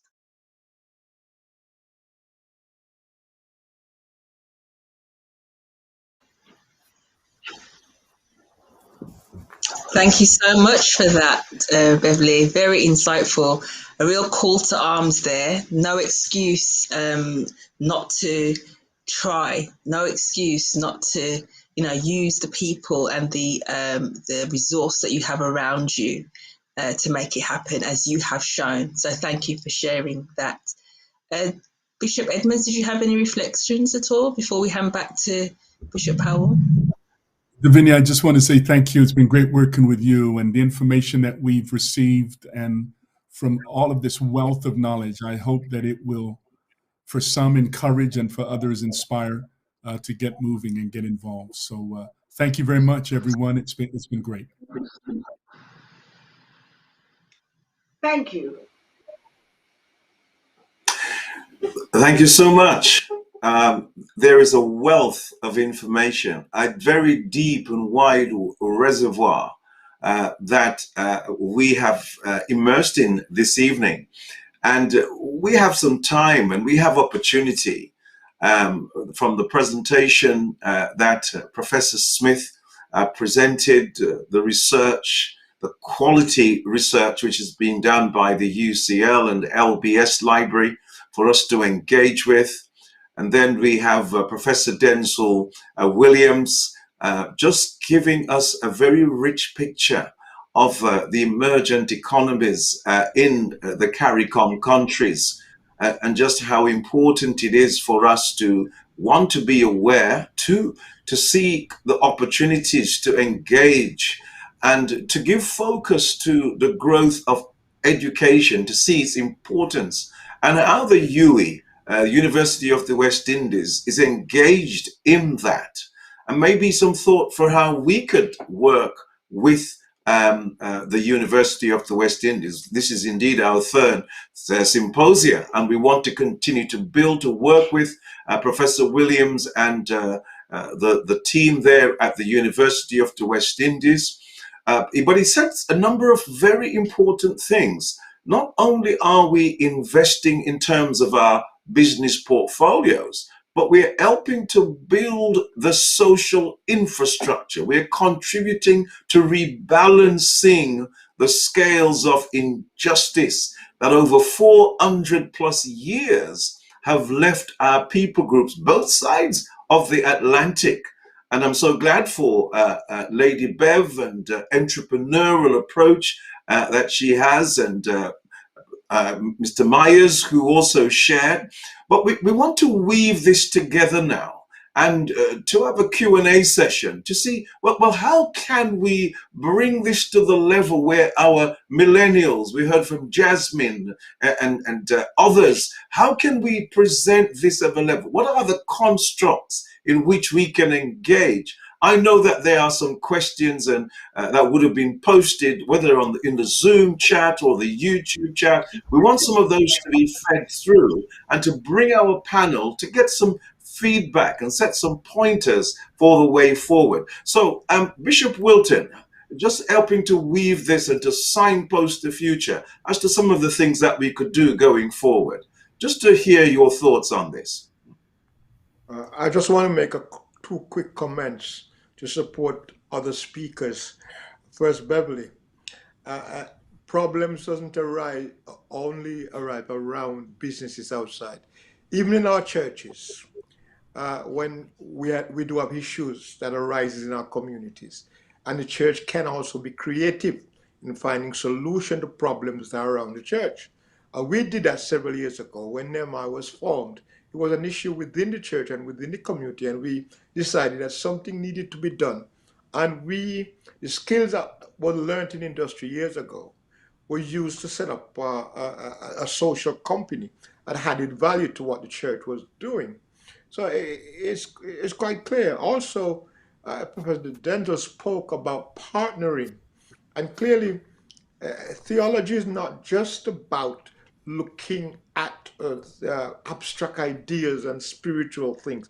Theology is also about understanding communities and strategies and interacting in a meaningful way to produce solutions. So we also set up initiatives within the community that did and solved problems. Jesus was a problem solver. The early church was a problem solver, but today there is a sense that holistic education, I think Professor Dendel spoke about education in a holistic way. All education is important. Education should not be seen just as an independent discipline. We should have a broad-based, holistic education that brings a components, disciplines together. And if you have not got the knowledge, understand who has the knowledge and what are the key questions to ask to bring about and solving the problems that you have. Indeed, and thank you, Bishop Wilton. So, education, knowledge, and understanding and wisdom. And this is where we weave together those strands because Professor Williams again says you turn to the Caribbean people for creativity.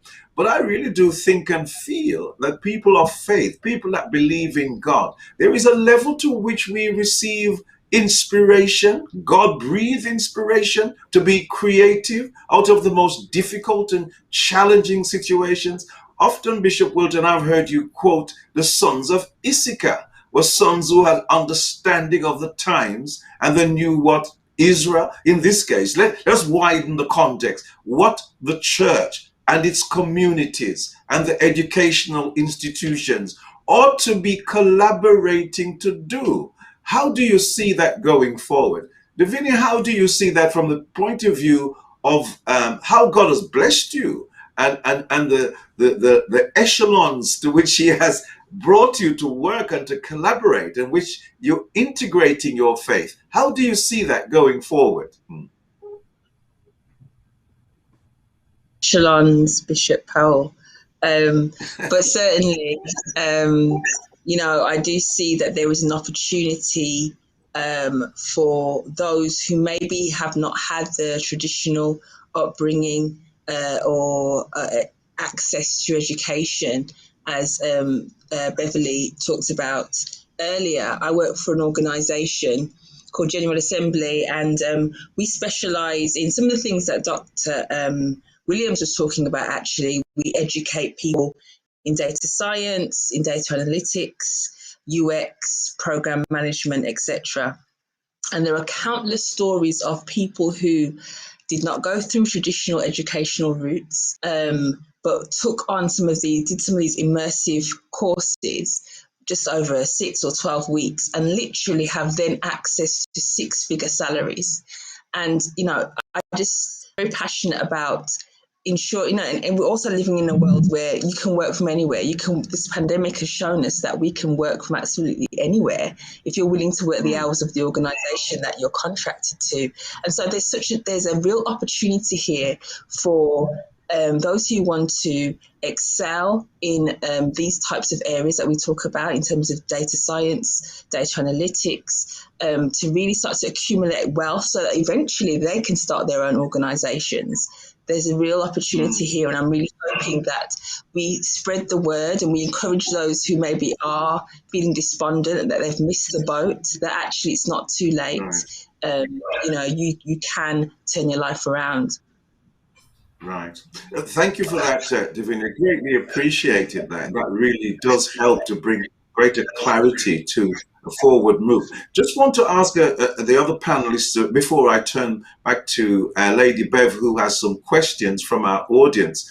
Professor Williams, now let us just explore the opportunities in which the church is saying the diaspora could engage with the University of the West Indies, and of course our audience, both sides of the Caribbean. Can you speak more specifically in terms of practical things that how you would envisage this going forward, that we could rebalance the scales of justice as far as economics are concerned? Thank you very much, Bishop. Let me also say thanks to the presenter. I agree wholeheartedly with Beverly Johnson that this is not just about tertiary education. And I think that point was needed to be made because when we look at it, it's really post-secondary education that we're talking about, of getting people to be involved in the labor market, which not necessarily translate into university education at all, because there are various pathways to post-secondary education. But what we do know is that we do not want our people to remain at just numerate and literate, because that's really what you get at the primary and secondary level, numeracy and literacy. But you have to get higher order skills when you talk about moving to post-secondary education. So I just wanted to endorse what Beverly said in that regard. But specific to your question, Bishop, in terms of the collaboration with the university, look, the church is a very, very powerful and important institutional architecture in the transformation of any society. So we have to understand that firstly. And if that is the case, or that is the case, the church also linking with the academic community provides, I think, an even greater or even a stronger voice to bring the kind of economic and social justice conversation and dialogue and debate to the people. Now, someone once said that unlike in the 1970s, when, the discourse and the conversation about social justice was about people marching and going and blocking the roads and stuff. Today, that is not really the route that we're taking. The route that we're taking is conversation. Conversation is the new kind of activism that we're seeing. And if we accept that thesis, then the church has a very important role to play in now shaping and leading the conversation through not only a spiritual form, but also through a social agenda that it actually has. And so we think that the church, having its network, having its voice, its integrity, its mandate, combining with the research and knowledge of a progressive and a social justice university, there is an unstoppable force to provide our people with the necessary information that they now need in order to transform their own life and their own circumstances. So I think from a tangible way, this is a tangible expression, what we're doing today, of a collaborative avenue through which the church and academia can provide the necessary information to the people, give them the tools. And when you give the people the tools, they will now know what to do with it. The challenge we have is that the majority of our people do not have the tools. And the tools that we're talking about, knowledge, information, education. If you don't give them that, then there is no real activism. You give them that, the activism will come and the transformation will start. So I think collaboration like this is what we now need to deepen and continue. Now, I say this in the context of this is a very important forum, but what we would want to see is that this forum becomes even much more widespread. Because while we are here and we're enjoying this conversation today, how many people is it actually reaching in the crevices and the corners of the United Kingdom, the Caribbean, and other places, other diaspora places? So what we need to do is to expand our network and making sure that we're reaching the people that truly desire this kind of knowledge and information. Yes, and thank you so much. And indeed, I will be saying a little bit more about that as we go towards the close. How then this conceptual level filters down into the reach, and that our people can grasp this and receive it. Certainly, sir, what you have shared harmonizes very well with any of our choirs, the choir of leadership across the church's diaspora. So thank you. And so let me then move to Lady Bev, who I believe has some questions for the panel. Thank you, Bishop Tedroy. I do. Professor Denzel, I have some questions for you. The first question is asked by one of our viewership, is who is responsible for teaching us economic values? Is it the education system? Is it the government? Or is it our homes, our parents? Well, if I were to give a quick answer to that, I would say that tripartite engagement that you just mentioned is all responsible. Our education system, our home, our churches, or the state, everybody's responsible for teaching our people about economic value, economic systems, etc. It all starts with proper home upbringing, go into the educational system, get it there. Because remember, the educational system only have you for a certain period of time, and therefore it can't do everything. So what we need is a kind of joined up approach in order to bring this kind of economic justice to our people. And we need the church, we need the state, we need our home, we need everyone to be involved in this process. So I would say it is a collaborative approach. And another question for you. Thank you for that response. I hope the listener hears the response and recognize that it is a collaborative approach. Now, another question for you, as you're in CARICOM, is CARICOM an hindrance or a facilitator of doing business in the Caribbean? Well, the truth is that the mandate of CARICOM really ought to be a facilitator for doing business regionally. So what we should have is that CARICOM is supposed to be that institutional architecture that is pulling together the disparate countries of the region, making it easy for labor to be moving across the region, for example, making it easy for capital to move across the region, and making it easier for businesses to be established with across regional enterprises. Now, the question of how much of that is actually happening is a different question, and there are various reasons why it is not happening as far as at the fast pace at which some persons would also like it to happen. But one of the things we ought to remember is that while CARICOM serves as that kind of pan-Caribbean institutional architecture that is facilitating trade and investments across the region, every country is a sovereign nation within the CARICOM mix. And as a result of that, individual countries also have to look at their own sovereign conditions while they are at the same time looking at regional conditions. And that is what I would normally refer to as the paradox of regionality. You have to be regional, but at the same time, you also have to look at your national interest. And so CARICOM now has to walk that balancing line. Well, how you deal with regional priorities, but how do you balance that with national priorities? So, CARICOM is really there to facilitate. And I'd just like to add to that, since I'm involved in that community, is that we right here in the United Kingdom and Europe, we need to know that we have preferential trade agreements to do business with right across the expanse of CARICOM or the CARIFORUM countries. So this is why I was speaking earlier about not limiting your markets just to the United Kingdom or to your communities. Expand your markets by understanding all the preferential trade agreements that are out there that will give you duty-free access, raw material access, all those incentives. And for that reason, I would respond to the person who raised this question to say, indeed, Europe to CARICOM is a free trade market. Dump in there and get your business started.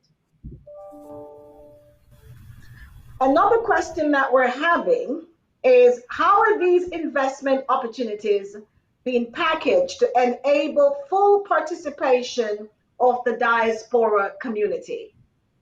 How are these investment opportunities being packaged to enable the full participation of the diaspora community? I'm not sure if this person is asking for financial support. Yes. Well, if I were to hazard a guess in terms of what the question is thinking about, so I had presented a package of investment opportunities for the UWI, for example. Now, what we will do is to have a kind of a road show and go to market with these activities so that we can meet the people in different areas. We're expecting to be in the UK. We're expecting to be in the United States. We're expecting to be in Dubai and other places. And what we will do is to present the opportunities. Persons who have an interest in the opportunities will actually come to the table and say, well, can we get more details? How can we participate through public-private partnership? Is it that you're going to list some on the exchange and then we can buy equities in these kinds of things? There are various modalities that will be available so that persons can participate. We may also have one-on-one direct issues. So, for example, if we have persons in the diaspora who say, I may have an interest in building a 200-room dormitory on your campus, but we enter into a public-private partnership and I can get 100 or 200 international students to come and live in those dormitories and we pay back these things to you, stuff like that. So we can develop the various models. You mentioned it, Beverly, in your own presentation, whether it be partnership, joint ventures, limited liability companies. determine the modality that you want to enter the market with and use that modality to move you forward. So our investment opportunities are there now open, and we are open for conversation with anyone who is interested, and we can look at the various modalities that we're now going to use to execute on these projects going forward. Thank you, Professor Denzel. Someone is asking, and this is to Bishop Tedroy, how available are the panel's members to provide guidance towards this type of initiative? After this symposium, what will the church be doing to provide guidance? How can persons access us for further information? Right. Thank you. Very good and very important question. So what I'd like to do is, as we come to a close, just to focus on that a little bit more, because we have some specific information that we could give. But I recognize too that it's a collaboration of different churches. And as much as we work together, there are opportunities within each of our churches. Maybe Bishop Dexter could respond to that. And I don't know if Bishop Bolt is still online. Maybe you'd like to speak to that to an extent, or Bishop Delroy Powell. So Bishop Dexter, would you like to give a response in terms of opportunities within Bethel United Apostolic? Certainly, Bishop, thank you. And I think very quickly, it is to connect those persons. Not everyone in the church is called to be a preacher. And I think we have to recognize that there are those that are called to the marketplace, those that are called to business, and to really identify who those persons are and release them to connect the network, not only within the local organizations, but even further afield. So I think those opportunities, firstly, as you said, Bishop, is for us to collaborate and to really put that network structure together. Thank you. Thank you so much, Bishop Dexter. That's greatly appreciated. But my fellow bishops that we work together, I think it's important to hear their voice. This question really is an opportunity for all of us just to. So Bishop Bolt, can we hear your thoughts on this question, sir? Yeah. Yes. Are you hearing me? Yes, we are. Okay. Yes, I echo most of, if not all, of what Bishop Dexter is saying. I think in our own forum, we can look at this again and to see what kind of information we can jointly put out to those who would want to have additional conversation with ourselves. I think listening to what Professor Williams was saying about knowledge and information, I think that is critical. And I listened to Professor Smith, and I was quite intrigued by the work going on at UCL and the LBS database. And I think I wasn't necessarily aware of all of that information, and I think it's important. And I'd love to know how is that research being shared, be it with government, UK government, and government of other countries. But I think we would need to have additional conversation. Naturally, people can generally get in touch with us through our websites and so on. But I think we would need a collaborative approach as to what we're putting out. Yes, thank you so much, Bishop. That is greatly appreciated. Bishop Wilton? I'd just like to say that in conjunction with the points that was raised by, I'm almost going to say Bishop Denzel, but Bishop, but Professor Denzel, we in Nehemiah have been having some discussions with the universities across the West Midlands, at least University of Aston, we have initiated discussion, and other universities about the very issue of partnership, because we realize that we need to create a think tank around our enterprise here at Nehemiah.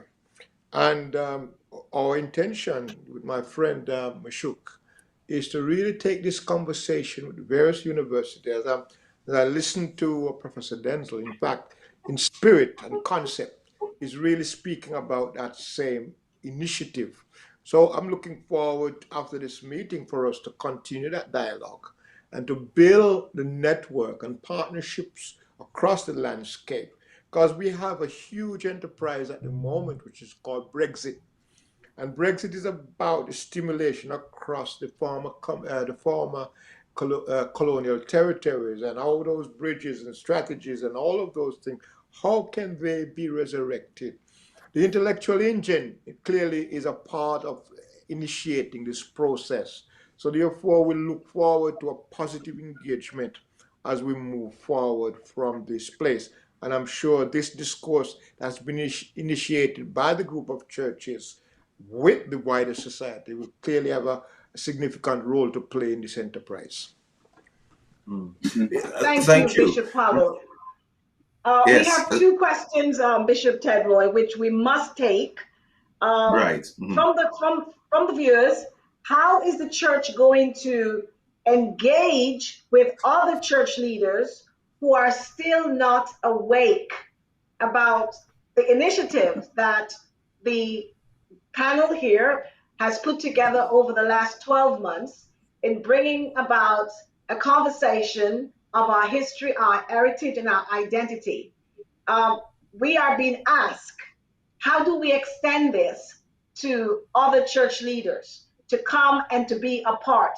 Just as Professor Denzel says, we have to spread this out there so that everybody is given an opportunity for us to advance ourselves.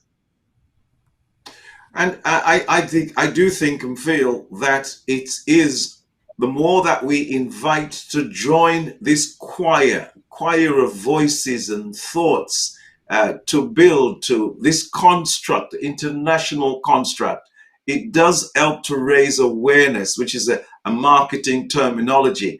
The more we raise awareness, the more we raise our prophetic voices, speaking to injustice, rebalancing the scales, engaging with some of the institutional, deep-rooted church organizations. And I believe that is happening. The more we continue to do that, I believe the more we can intentionally raise awareness right across the diaspora, right into Western Europe. This has to go across through the English Channel and into Europe and further afield. So we must continue intentionally in what we have started. I'm so mindful that we have overrun. So if you could come with the last question, and then we will summarize and to bring to a conclusion. Thank you. Christ used miracles to address the social needs of man as fulfillment of his kingly role, and told the church that it is salt of the earth and it has infinite influence in society. Will the church step up to play its rightful role and be an advocate for the people? Well, my response to that I could give, but I think it would not be really just for me to give a response. Let's just quickly move around the table and get a response. Bishop Dexter? Bishop, the question would take much longer to answer and to deal with than the time that we have left. But it is I think Bishop Wilton talked about the holistic approach to ministry. And so there is the soul, the body, the mind, and we impact all of those. And so the church must design its ministries based upon that need. And we're doing it, but we obviously have much more work to do. Mm-hmm. Indeed, and we must. And so, thank you, Bishop Dexter, and I concur with what you have shared. We must continue to raise our voices, engage with significant others, significant influencers across our communities. And even though sometimes it appears that the progress is slow, but let's be intentional. Let's be committed. And just one way, to conclude very quickly before I wrap up with some key information for us, just a 1 minute buzz and literally a 1 minute a comment from each of our panelists. So I'm going to start with Lady Davinia, and then we'll move across, and just a 1 minute summary from each of our panelists. Thank you. Just such a rich symposium today. Really, really happy I was able to be a part of this. I've learnt a lot. I'll be definitely going away to research Professor Smith's work with UCL. Professor Denzel talking about the blue economies. I learned something there. You know, around the passion and the drive to be an entrepreneur and what the outcomes can be from Sister Beverly and also Mr. Myers. Just a really rich session, and thank you all for being part today.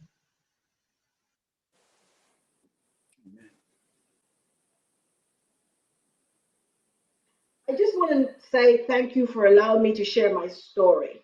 I do believe that in all of us, there are great skill sets. And likewise, there's a lot of opportunities. Opportunities as a result of Brexit, opportunities as a result of the pandemic, opportunities because of the free market access. And so we do not have to sit in our everyday jobs, which we're frustrated with, doing nothing. We can become enterprising people. And a church has taken the first step to invite and to encourage persons who have an idea to come to us and let us assist you in getting started. And those business incubators, which we talk about, they will become alive to facilitate you starting your business and getting out there in the enterprise market. I'm thankful for the opportunity given to me to share my story today and hope that it has empowered someone to take the first step. Thank you. Amen.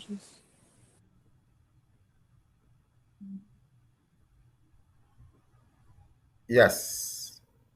You hear me? Okay. Well, thank you very much for the opportunity as well to participate in this very important forum. The activist church is really what we're about. And I think that the activist church, in terms of bringing spiritual, economic, and social empowerment to the people and also to the diaspora, is something that really we should continue with.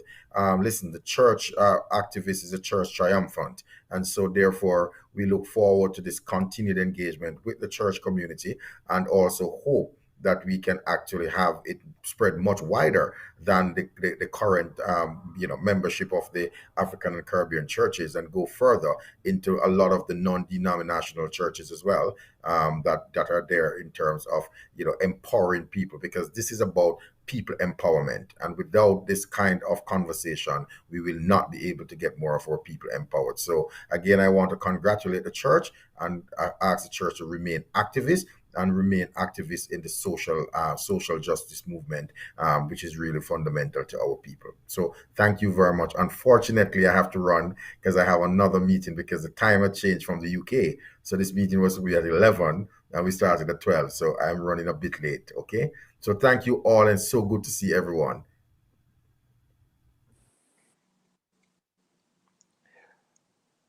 I do believe that the church needs to raise its theological canopy. What I mean by that is that the church has an holistic theological perspective that embraces the entire creation of God. All strands of education and strands of thought are necessary for the development of mankind. And I believe when the church raises this theological canopy to its right height, nothing seems to be outside of the scope of God. So let's be challenged to raise the theological canopy in depth and in height and in nature to be effective in the entire world that we serve. Thank you, Bishop Wilton. I think that in all that we have heard this evening, it really gives credence to the fact that as we have wanted to hear the voices of our millennials, to really let them know that we hear them and recognize their talents, as Elliot and others will, are their business owners. They want to represent their faith in the marketplace. And I believe that we have an opportunity now to do that. So this has been a great opportunity. Thank you very much, Bishop Ted Roy and everyone. I've really enjoyed my time. It's been informative. Thank you. Thank you. Thank you so much to the panelists, and we have overrun, but this has been so rich, so rich. And I would just like to inform you, just to save the date, please save the date. Going forward, what are the outcomes of these symposia? Firstly, we want to have a follow-up to this, where we'll be having a workshop stroke jobs fair, and that will be on Thursday the 19th. So make a note of that date, Thursday the 19th of May 2022. We will come back with further details, but right now we want you to save the date. Yes, we have to raise the concept before you, but the concept has to be earthed, it has to be connected into operational, practical things for implementation. And so what we envisage that will take place after this, there will be some entrepreneurial business clinics moving from church to church across our various denominations, regional health fairs in London, Birmingham, and possibly Glasgow. And we also want to provide opportunities for partnerships and to provide internships, scholarships. Now, how do you get access to this? Well, please, the way you registered, and when you registered, it provided us with your information. And so we want you to email us, write to us, let us know where your interest lies, because we need to take this from the conceptual level, bring it to practical, everyday things. So wherever you are, whatever city, town, community you are, and whatever your situation is, socially, spiritually, you can be, and you are empowered by reaching out and connecting with us under the Jeremiah Global Canopy. So remember this also. It was Joseph, a migrant down in Egypt, under divine influence, that changed the situation, changed the economic situation of the then world power Egypt, because of the Spirit of God that was upon him. I believe, yes, we as believers, the body of Christ, we can and we are making a difference. It was said of Joseph, can you find such a man in whom the Spirit of the living God is? Not only did it change people's livelihood there and then, it changed their future aspirations and hopes. Much like us being active, the word being made flesh, we can change our circumstances around us. It was Albert Einstein who was, at the age of 16, he was given almost like, well, this man won't amount to much. It was he who said, and of course he's one of the greatest IQs that has ever lived. It was Einstein says, the level of thinking of which our problems occur cannot be the level of which they are resolved. It must be of a higher and a greater order.